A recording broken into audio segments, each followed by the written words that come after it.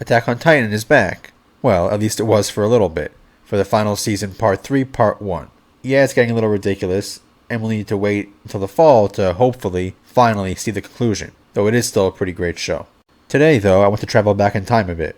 Back to what, for me at least, remains the best scene in the series. Of course, despite my possibly inflammatory video title, you're perfectly entitled to have a different scene you consider the best of the series. There are tons of worthy contenders to choose from, after all.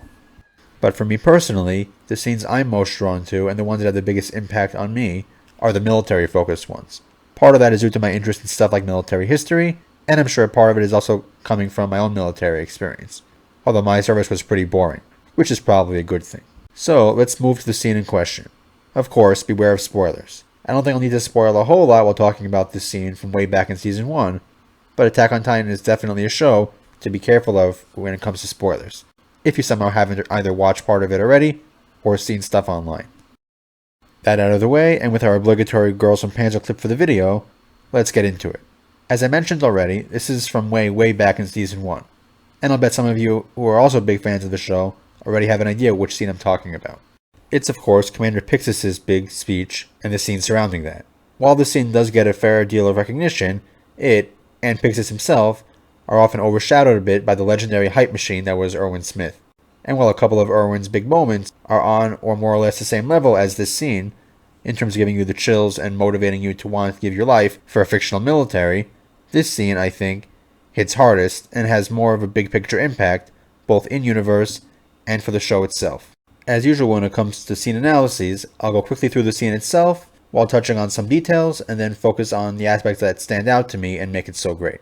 This scene takes place shortly after the disastrous battle in the Tross district, where the humans suffered a major defeat, and where Eren discovered his Titan shifting ability, although few people know about this yet. Morale is at an all-time low, and many people are near panic. Remember, many of these soldiers have never seen serious combat, and some, like our main characters at this point, are still recruits, and now they've seen the horror that is the Titans, and have seen their friends die horribly. They're barely a step away from complete panic, and some are already considering deserting, something which threatens to lead to outright fighting between those wanting to desert and those trying to maintain order. This is all illustrated very well, primarily through background characters, which gives you a good sense that this is something beyond our main cast.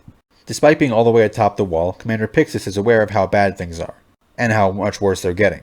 Fortunately, as a career officer, and very good at his job, he's able to yell loud enough for everyone way down below to hear him clearly.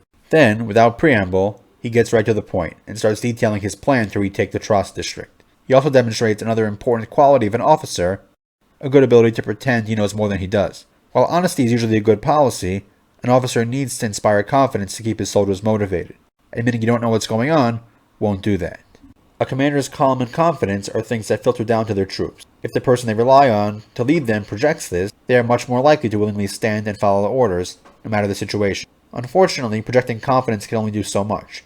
The soldiers here, already terrified and ready to bolt, are, fairly reasonably, doubting the plan he's proposing. Panic is contagious, and, once the plan is announced as suicidal folly, discipline breaks down completely. People start walking away. The human army, the only thing providing this civilization even the slimmest hope of survival, is on the verge of complete collapse. So, as Pixis reasserts his command over the scene, he does something very unexpected, and demonstrates the tactical flexibility that is often the sign of a great leader. He announces straight up that he'll permit anyone who wants to leave to do so, with no desertion charges.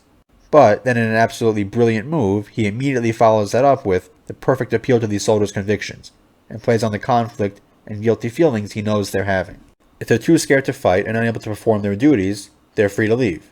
But they should also know that in doing so, they'll be subjecting their loved ones to this exact horror they want to flee. This message, whose impact we see primarily on this one nameless soldier, does just what it needs to do, and it helps them find the courage needed to turn around and rejoin the fight. As an aside, this short scene of about 40 seconds, as we see the thoughts going through this guy's mind and the emotions on his face as he finds his courage, is one of the most powerful moments I've seen in any work of fiction. But Pixis isn't done yet. Here's where he uses brutal honesty to hammer home the point he just made, as he opens up about what really was behind that big failed expedition, and what will happen if they fail and Wall Rose is breached. It's another powerful reminder of what they're fighting for, namely those behind them. That's what makes his final plea to them so powerful. Better to make a stand here and fall, than to let everyone they know and love suffer through the complete collapse of their civilization and all the horror that would entail. It's really just such a brilliant moment, and between the speech itself and Hiroyuki Sawano's incredible score, it still gives viewers goosebumps all these years later. It's just so well done in every aspect. So now that we've gone through it all, why do I consider it the best scene in Attack on Titan? Let's start with the in-universe reasons. Here, in this scene, Pixis almost single-handedly saved humanity as he knew it. As I mentioned earlier, their soldiers were terrified and the army on the verge of complete collapse. If he'd failed to rally them, a huge number would have deserted, and fighting may well have broken out. And of course, the Titans would have likely breached the wall before the Survey Corps could return and even try and stop them.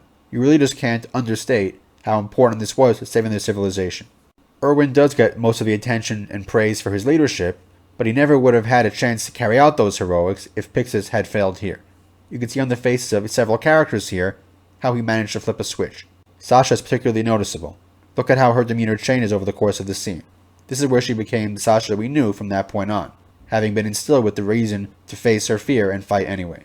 Courage, after all, isn't the absence of fear, it's continuing on despite that fear. And this scene ultimately gives the humans their first real victory over the Titans. You really can't overstate how much this did for their morale. And of course, now they had Eren's Titan form. The previous battle taught our main characters that this is real, and that this fight might get them killed. But this scene reminds them that there is hope left. From a storytelling perspective, this scene is at least as important. Season 1 of Attack on Titan started off very grim, and in the previous fight, we've just seen a bunch of supporting characters killed off unceremoniously, and things are looking hopeless. While Attack on Titan is a pretty dark and very grim show at times, it isn't without a significant amount of hope. This scene is where the show tells us that there is still light amidst all the darkness we've seen. Some aspects of the scene's framing makes that very clear in clever ways. Note the light coming over this soldier as he resolves to fight despite his fear for his daughter's sake. The imagery of returning soldiers walking into the light, and the use of light behind Pixis at times. The lighting is something that's very easy to overlook in visual media, but when it's used so effectively like this, it really does stand out. Everything just comes together so well to create a scene that I find myself going back to watch regularly, and one that never fails to inspire. Especially for me, who enjoys learning about military history, this scene hits hard. There have been multiple historical last stands where the soldiers involved could maybe have escaped, but chose to stand and fight, and die, to protect those behind them. Examples include, of course, the Battle of Thermopylae, the stand of the Swiss Guard in 1527, and the Israeli defense of the Golan Heights in the 1973 war. This Attack on Titan scene takes inspiration from those moments and allows us to see soldiers inspired to fight and give their lives for the sake of others. That's why for me, personally, this is the best scene of the show. A masterclass in scene framing, human nature, and military leadership and inspiration. If you enjoyed this video and would like to support me and what I do here, check out the links to my books and light novels below in the description. A link to my Patreon is down there as well. I've started sharing some awesome updates, including completed pages, for my upcoming manga, Amaranth Angels over there, and there are other rewards too. I've also got cool merch over on TeePublic. And of course, if you have any thoughts on this video, or aspects of Attack on Titan you'd like me to talk about, definitely share them below in the comments. I'd love to hear them, and I do my best to read and respond to all the comments eventually. And don't forget to subscribe so you don't miss any future uploads. Back to Girls in Panzer next week. Also, I'll be doing my 1,000 subscriber celebration livestream this Saturday at 2 p.m. EST, so tune in for that. That's all for now, so until next time.